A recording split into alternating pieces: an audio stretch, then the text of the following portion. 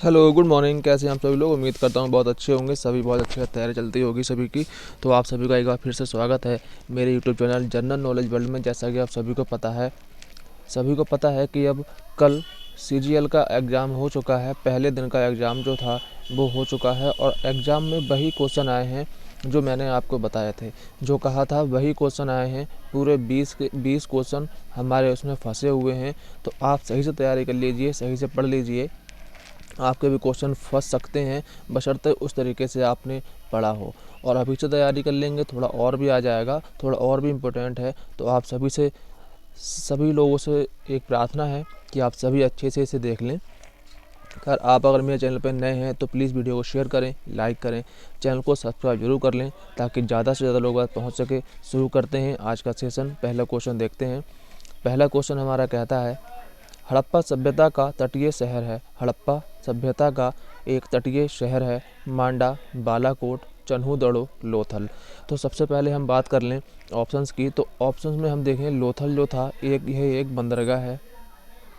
यह एक बंदरगाह हो जाता है जो हो जाता है गुजरात में, जो कि भारत के गुजरात में यह स्थित है, यहीं पर भारत के गुजरात में। जबकि तटीय शहर की हम बात करें, अगर उसके तटीय शहर की हम बात करें तो वो हो जाता है बालाकोट, जो कि पाकिस्तान में स्थित है। जबकि हम मांडा की बात करें तो मांडा जो था वो सबसे उत्तरी भाग था। इस सभ्यता का सबसे उत्तरी भाग है, ये सबसे उत्तरी भाग है। जबकि चन्हूदड़ो की बात करें तो यह भी पाकिस्तान में स्थित होता है। नेक्स्ट क्वेश्चन है हमारा, मुरुदेश्वर मंदिर कहाँ स्थित है? मुरुदेश्वर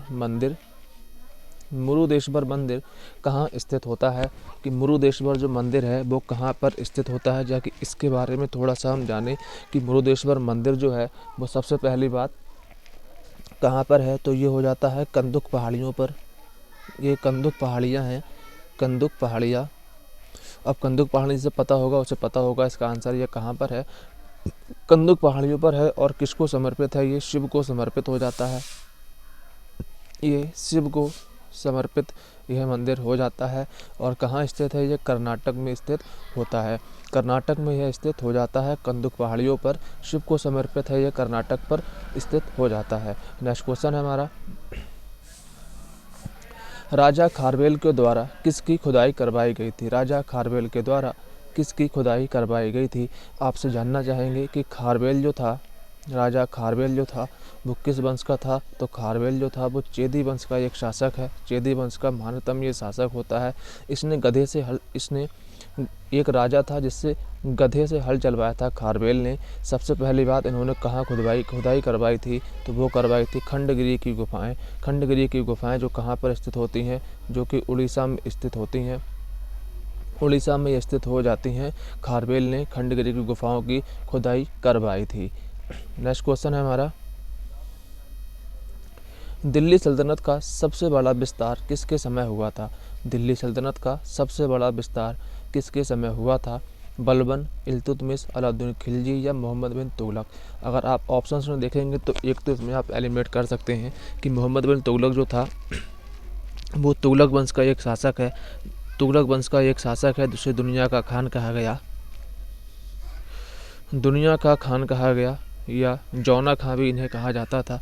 जौना खां भी कहा जाता था। जबकि दिल्ली सल्तनत का जो सबसे ज़्यादा विस्तार हुआ वो हुआ अलाउद्दीन खिलजी के समय पर। इल्तुतमिश इसे दिल्ली सल्तनत का वास्तविक संस्थापक माना जाता है। दिल्ली सल्तनत का वास्तविक संस्थापक कहा जाता है इल्तुतमिश को कहा जाता है। जबकि हम बात करें बलबन की तो उन्होंने लौह और रक्त की नीति अपनाई थी। बलबन की अगर हम बात करें, बलबन ने लौह और रक्त की नीति अपनाई। लौह और रक्त नीति इन्होंने चलाई थी। जबकि हमसे पूछा जाता है कि रणथंभौर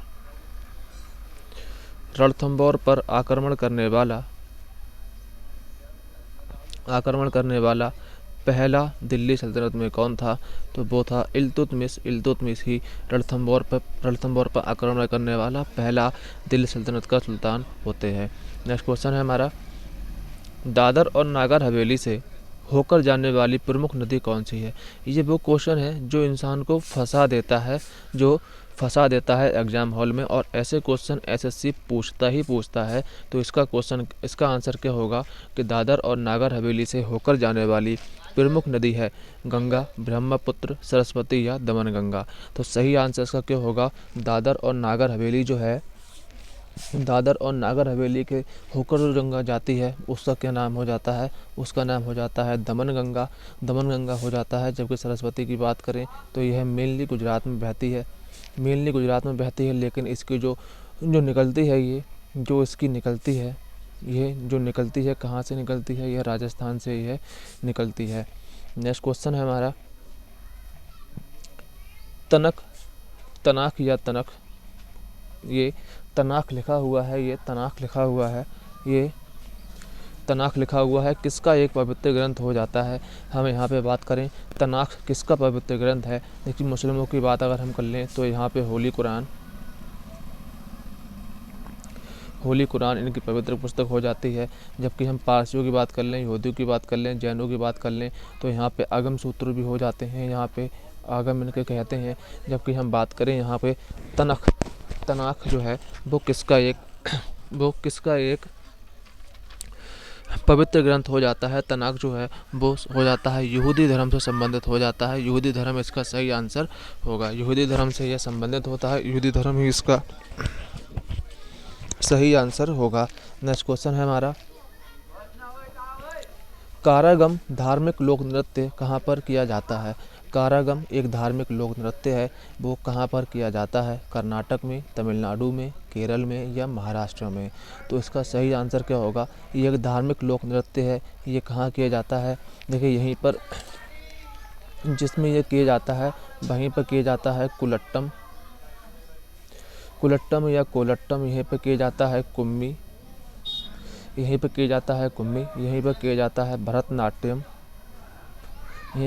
है भरतनाट्यम, जिसमें तिलैया या तिलैया फेमस होती है। इसी की एक शैली है।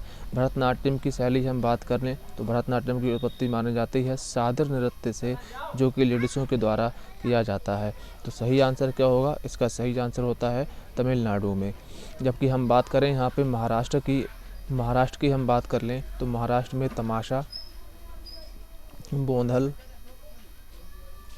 तमाशा, बोंधल और बारूड़, लेजिम, ये सब कहाँ के फेमस हैं, ये सब महाराष्ट्र के फेमस हो जाते हैं। नेक्स्ट क्वेश्चन है हमारा, भारत में 100% प्राइमरी शिक्षा प्राप्त कराने वाला पहला राज्य है। इसका आंसर तो आप तुक्का मारेंगे तब भी ठीक हो जाएगा, क्योंकि सबसे ऊपर हम देखें तो सर्वाधिक साक्षरता किसकी है, सर्वाधिक साक्षर जो था वो कौन था 2011 जनगणना के अनुसार, वो है केरल। जबकि 100% में भी केरल ही पहले पर है, केरल ही प्राइमरी इसमें पहले पर हो जाता है। जबकि एक इसमें क्वेश्चन बनेगा कि प्राइमरी और माध्यमिक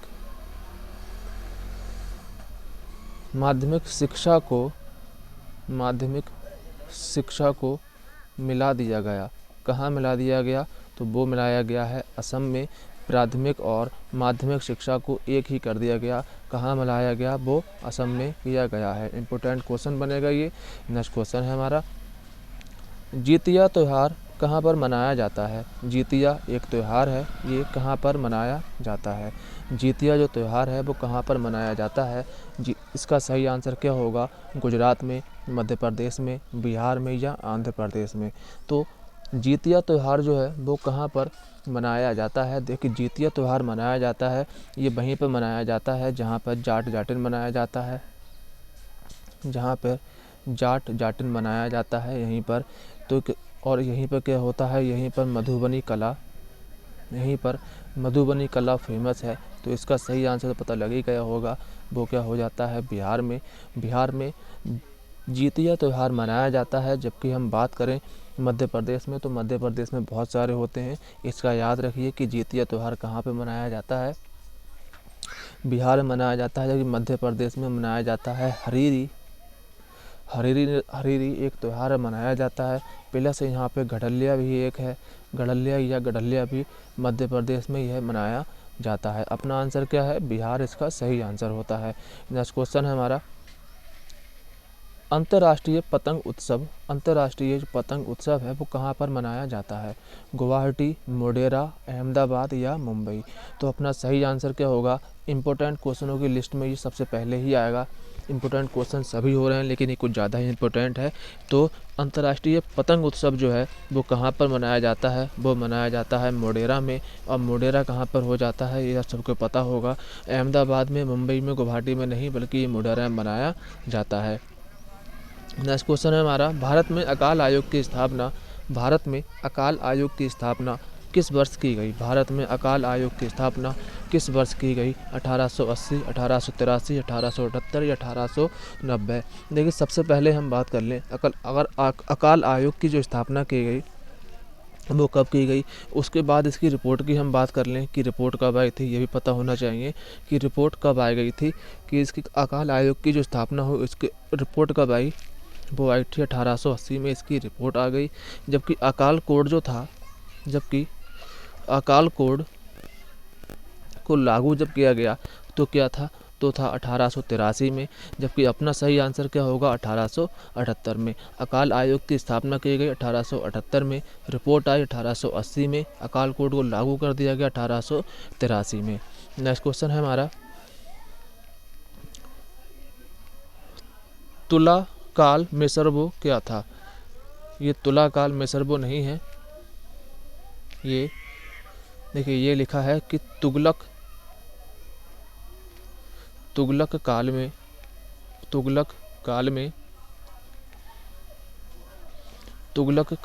शुर्ब क्या था? शुर्ब क्या था? ये नहीं है। तुगलक काल में लिखा है शुर्ब क्या था? तुगलक काल में शुर्ब क्या था? पद, कर, सिक्का या सजा? देखिए तुगलक काल में जो शुर्ब होता था वो चालू किया था फिरोज शाह तुगलक ने। फिरोज शाह तुगलक ने स्टार्ट किया था। यह एक तरीके का कर था ये सिंचाई कर, यह एक तरीके का सिंचाई कर होता था जो कि तुगलक काल में चलता था। फिरोज शाह तुगलक ने इसे स्टार्ट किया था। नेक्स्ट क्वेश्चन है, मछली उत्पादन में विश्व में भारत का स्थान क्या है? मछली के उत्पादन में विश्व भर में भारत का स्थान कौन सा हो जाता है? देखिए यहाँ पे हम बात करें अगर, तो यहाँ पहले पे कौन होता है? तो पहले पे हो जाता है ड्रैगन, मतलब कि चाइना। तीसरे पे हो जाता है इंडोनेशिया, जबकि दूसरे पे हो जाता है अपना प्यारा भारत। प्यारा भारत अपना दूसरे पे होता है। तो इसका सही आंसर क्या होगा? भारत मछली के उत्पादन में कौन से स्थान पर है विश्व में? तो वो दूसरे स्थान पर होता है। पहले पे चाइना, दूसरे पे भारत और तीसरे पे इंडोनेशिया हो जाता है। नेक्स्ट क्वेश्चन है हमारा, केंद्रीय अल्पसंख्यक आयोग का मुख्यालय कहाँ स्थित है? केंद्रीय अल्पसंख्यक आयोग का मुख्यालय कहाँ स्थित होता है? केंद्रीय अल्पसंख्यक आयोग का मुख्यालय कहाँ स्थित होता है? देख, केंद्रीय अल्पसंख्यक आयोग की जो स्थापना की गई वो की गई थी 1977 में। जबकि इसका हेडक्वार्टर की बात करें 1957 में इसकी स्थापना की गई। 1957 में इसकी स्थापना कर दी गई। और इसका मुख्यालय कहाँ पर है? तो इसका मुख्यालय हो जाता है प्रयागराज में, जिसका ये नया नाम है। पुराना नाम क्या हो जाता है? इलाहाबाद में। इलाहाबाद में इसकी मुख्यालय हो जाता है। नेक्स्ट क्वेश्चन हमारा, किस राज्य की विधानसभा में एक दिन महिला विधायकों के लिए पृथक किया गया है या आरक्षित किया गया है? ऐसी कौन सी विधानसभा है जिसमें एक दिन महिला विधायकों के लिए आरक्षित कर दिया गया कि इस दिन सिर्फ और सिर्फ महिला विधायक ही बात करेंगी, महिला विधायक ही आएंगी? तो महाराष्ट्र, दिल्ली, उत्तर प्रदेश या राजस्थान? तो इसका सही आंसर क्या होगा? महिला विधायकों के लिए किया गया है, वो किया गया है उत्तर प्रदेश में। उत्तर प्रदेश की हम बात करें तो सबसे ज़्यादा सीटें, लोकसभा की सीटें सबसे ज़्यादा हैं, जबकि राज्यसभा की सीटें भी सबसे ज़्यादा यहाँ पे हो जाती हैं। नेक्स्ट क्वेश्चन है हमारा, हाल ही में शुरू हुआ फीफा फुटबॉल विश्व कप में कितनी टीमें हिस्से ले रही हैं? इंपॉर्टेंट क्वेश्चन, ऐसे क्वेश्चन आते हैं जो हिला के रख दें कि फुटबॉल में जो फुटबॉल विश्व कप हो रहा है, सबसे पहले हम बात कर लें हो कहाँ पे रहा है। ये कतर में हो रहा है, ये कतर में आयोजित अभी चल रहा है। जबकि हम बात करें अगर जो इसकी फ़ुटबॉल है उसका क्या नाम रखा गया है, तो उसका नाम रखा गया है अल रिहला। उसका नाम रखा गया है अल रिहला। जबकि हम बात करें इसके शुभंकर की बात करें तो इसका नाम रखा गया है लाइव। इसका एक शुभंकर है, लाइव इसका शुभंकर हो जाता है। जबकि इसमें हिस्सा कितनी टीमें ले रही हैं, 32 टीमें इसमें हिस्सा ले रही हैं। इससे जो क्वेश्चन बनेंगे वो क्वेश्चन ऐसे बनेंगे कि फीफा वर्ल्ड कप जो है अभी 2022 चल रहा है, इसके बाद नेक्स्ट वाला फीफा विश्व कप 2026 में कहाँ पे होगा, तो ये है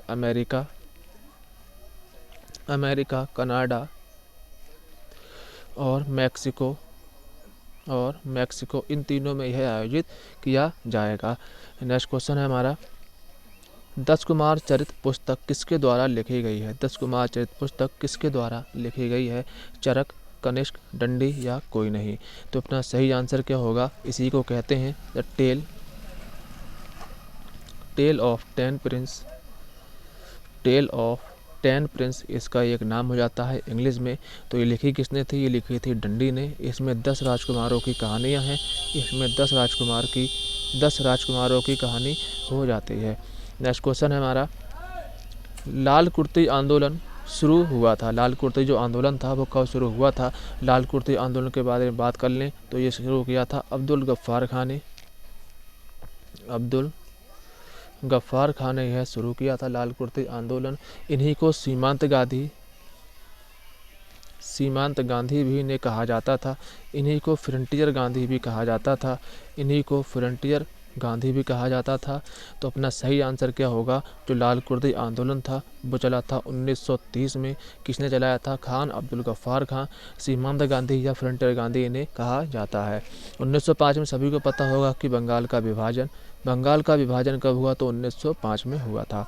नेक्स्ट क्वेश्चन है हमारा कि बरीड सनशाइन के रूप में जाना जाता है। बरीड सनशाइन के रूप में जाना जाता है। बरीड सनशाइन क्या होता है कि जलते हुए लाल, जलने में लाल या जलते हुए लाल होना, लाल कलर में यह जलना। तो क्या होता है, जलते हुए लाल, मतलब कि बरीड सनशाइन किसे कहा जाता है, वो कहा जाता है कोयला को। कोयला अपना इसका सही आंसर होगा।